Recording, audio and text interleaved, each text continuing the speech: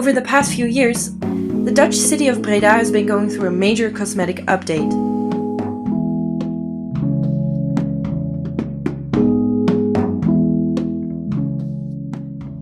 With a brand new central station, upgraded pedestrian areas and over 50 new murals, Breda's appearance has changed quite significantly, especially considering the short time span.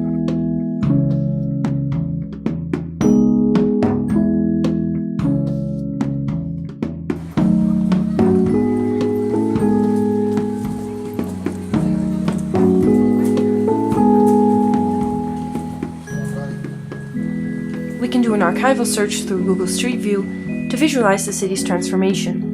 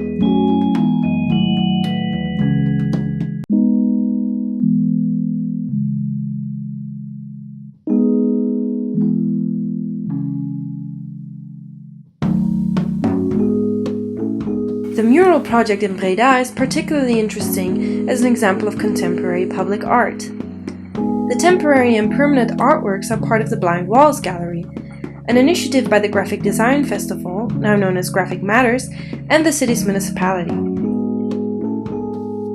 The first murals appeared around 2014 and 2015 as a creative solution for updating the city's image and adding a splash of color to the many grey and windowless walls, which also explains the name behind the project.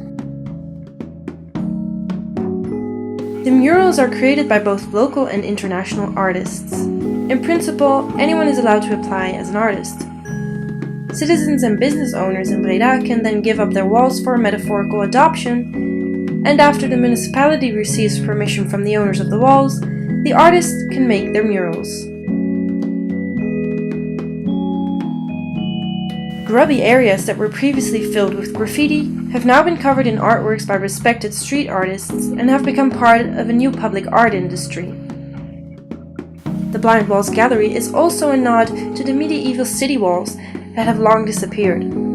Every mural tells a story about its location and is connected to the past, present or future of Breda. This mural by Rutger ter Molen, Colin van der Sluis and Super A tells a story about the history of its location, a large parking lot in the center of the city. In the 16th century, this place used to be a graveyard for people that died from the plague.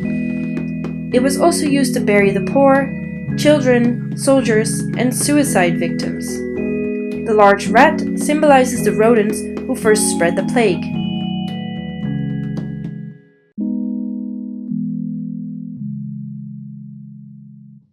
This mural by Johan Moorman tells a true story that took place in 1988. At the time, there were two competing circuses that were only 500 meters apart. In order to lure visitors, one of the circuses paraded elephants along the Akkerstraat.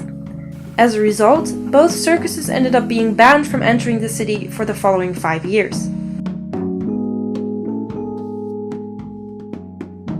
As Rosalind Deutsche argues, public art can be an instrument that produces public space. In this sense, public space is a discursively constructed site and functions as a rhetorical instrument. This certainly seems to be the case with the Blind Walls Gallery, as it is deeply engaged with a visual type of storytelling that aims to rebrand the city's image. But public art projects like the Blind Walls Gallery are also part of a new public art industry that Rosalind Deutsche calls the aesthetic arm of urban policies.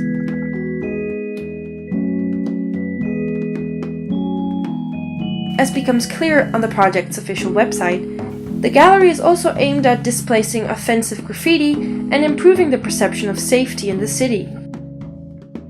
I quote, "In 2 years' time, the murals in the Blakestraat have transformed a derelict alley into a cheerful street to take a pleasant stroll.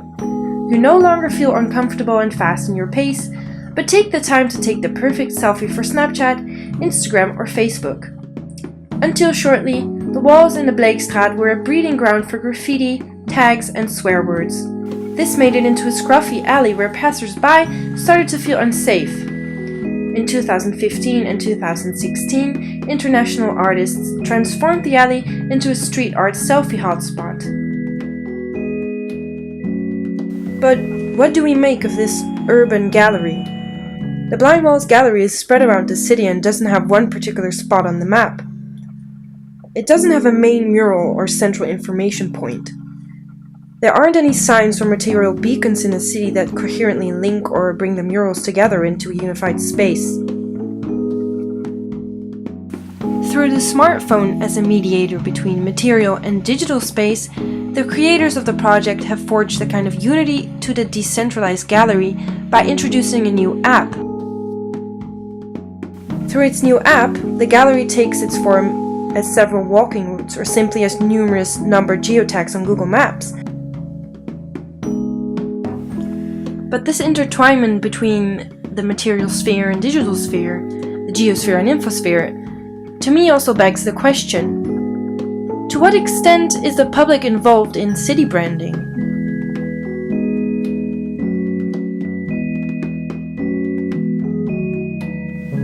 Then there's also this thing about a city being Instagrammable or Instagram-worthy. Cities are being redesigned and paired with certain hashtags so that iconic architectural areas are marketed through a digital presence. Ideally, a successful hashtag will elicit interaction from the public. They will then share photos and selfies and create a promotional ripple effect in the infosphere. If everything goes according to plan, the marketeers will have then created a successful city branding campaign. The Blind Wall Gallery shows how Dutch cities are becoming hybrid online-offline places where users become part of a spatial urban network. It will be interesting to see how the Blind Wall Gallery will continue to develop as a cosmetic public policy, but also a process of displacing the rough edges of the urban realm.